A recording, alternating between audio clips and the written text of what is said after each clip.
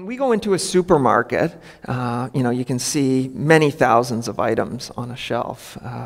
All kinds of diversity is staring at us in some ways. So we see all these different brands, all these different packaged items, and in many North American supermarkets, it seems like a cornucopia. But underpinning that apparent diversity, and I use this term pseudo-diversity from Susan George, it sort of disguises a radical narrowing of our food system, and a narrowing in both the biological sense and a narrowing in terms of the economic sense. So there is actually a small number of very dominant corporations that control most of that shelf space, and there is a radical narrowing in the sense of what are the things that are going into that food system. On a world scale, about 10 crops occupy over 90% of the world's arable land. 10 crops alone. And 3 livestock species are responsible for well more than 90% of all animal flesh, and as well as milk and eggs. So there's this radical narrowing, biophysical narrowing of crops and animals, and then there's also this narrowing of control. And this is, I think, a very powerful kind of depiction of some of this control. Behind the labels that you see, there's a small number of very dominant entities. And there's a researcher at Michigan State named Phil Howard has a whole set of images that sort of help visualize the webs of control that underpin the apparent diversity that we encounter in supermarkets. In terms of grains and oilseeds, there are a handful of very dominant corporations, often referred to as the ABCDs.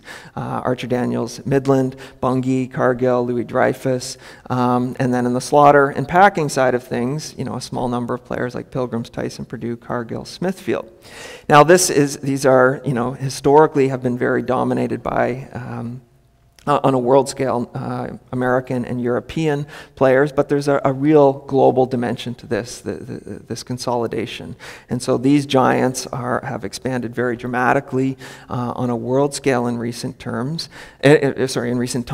And one of the dimensions of this is the enormous growth of some huge Chinese players in both grains and oilseeds, and increasingly in livestock. So a few years ago, and this drew a fair bit of attention in the States, the biggest pig slaughter and packing company in the world, Smithfield, which has presence in many different countries in the world, was bought out by a Chinese giant. So Smithfield, they've kept the label Smithfield in the US, but it's actually controlled by Shineway or WH Group in China. And so this was on the Wall Street Journal. China makes big US play, and Smithfield is part of a subsidiary of Shineway or WH Group, which now is the world's largest pork company with presence in many different countries of the world. So this is part of the radical narrowing of control, is this globalization of a handful of very dominant players.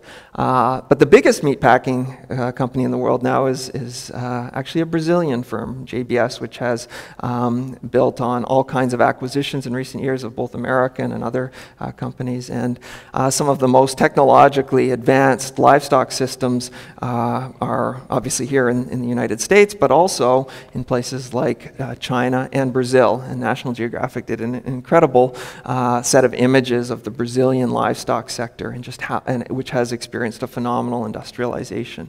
So a lot of people, when they think about Brazilian animal agriculture, they think about cattle in Amazonia, and that's certainly a part of the environmental impacts of animal agriculture in that part of the world.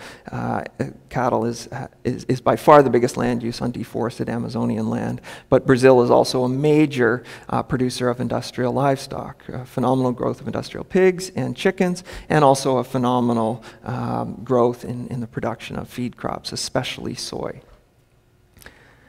So this pseudo-diversity is something that, again, has a very narrow biophysical basis, and it's a very difficult system for most people to make sense of, right? Go into your supermarket and how difficult it is. Think about how difficult it is to have any sense of where your food came from, the conditions under which it was produced.